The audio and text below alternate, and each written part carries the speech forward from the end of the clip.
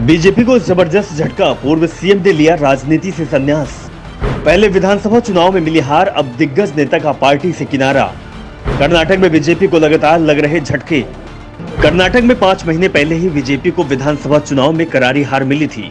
Party के हाथ से सत्ता फिसल गई और उसके बाद से पार्टी के कार्यकर्ता पूरी तरह से हताश और निराश दिखाई दे रहे हैं। कांग्रेस की बढ़ती लोकप्रियता के चलते बीजेपी को जेडीएस के साथ गठबंधन करना पड़ा, लेकिन ये गठबंधन में काम करता नहीं दिख रहा है, क्योंकि बीजेपी के ही कई नेता इस गठबंधन को नुकसान का सौदा बता रहे हैं और गठबंधन के खिलाफ दोनों ही दलों में बगावत के हालात भी बन गए हैं।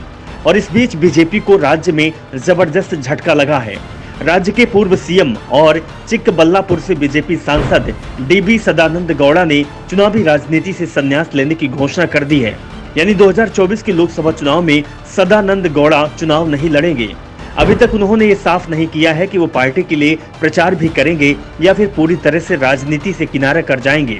वैसे गौड़ा के करीबियों ने कहा है कि अब वो संगठन के लिए काम करना चाहता है।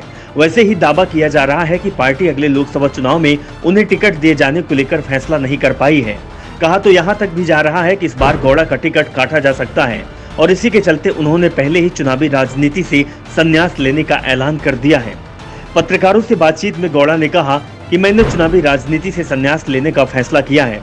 मेरे 30 साल के राजनीतिक करियर में पार्टी ने मुझे सब कुछ दिया है। मैंने 10 साल तक विधायक, 20 साल तक सांसद, 1 साल तक मुख्यमंत्री, 4 साल तक राज्य पार्टी अध्यक्ष के रूप में काम किया है। मैंने नरेंद्र मोदी सरकार में 7 वर्षों तक कैबिनेट मंत्री के रूप में भी काम किया है। अगर मैं और अधिक चाहता हूं तो मुझे स्वार्थी कहा जाएगा। वैसे राजनीति के डीबी सदानंद गौड़ा की सक्रियता बनी हुई है। वे राजनीतिक बयानबाजी को लेकर सुर्खियों में थे। उन्होंने बीजेपी दफ्तर में प्रेस कॉन्फ्रेंस की और राज्य सरकार पर हमला बोला।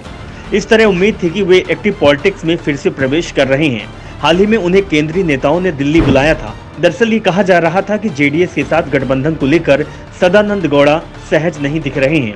उन्होंने इस गठबंधन को लेकर नाराजगी भी जताई, लेकिन फैसला हाईकमान है, इसीलिए वो खुलकर विरोध नहीं कर पा रहे हैं। दावा तो यहाँ तक किया जा रहा है कि इस गठबंधन के चलते उनकी सीट ही मुश्किल में फंस गई है।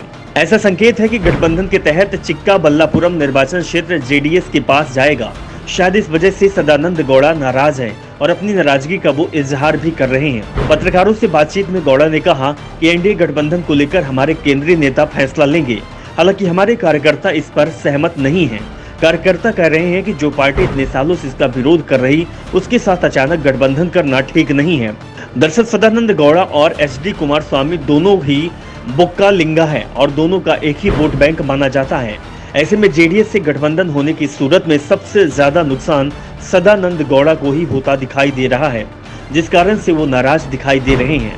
वैसे ये भी दावा किया जा रहा है कि पार्टी की ओर से सदानंद गौड़ा को राज्यसभा में भेजे जाने का भी ऑफर मिला है।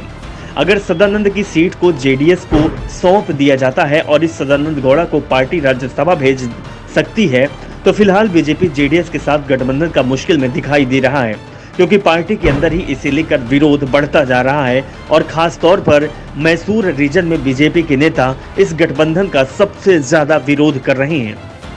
Bureau report, the Dhakad news.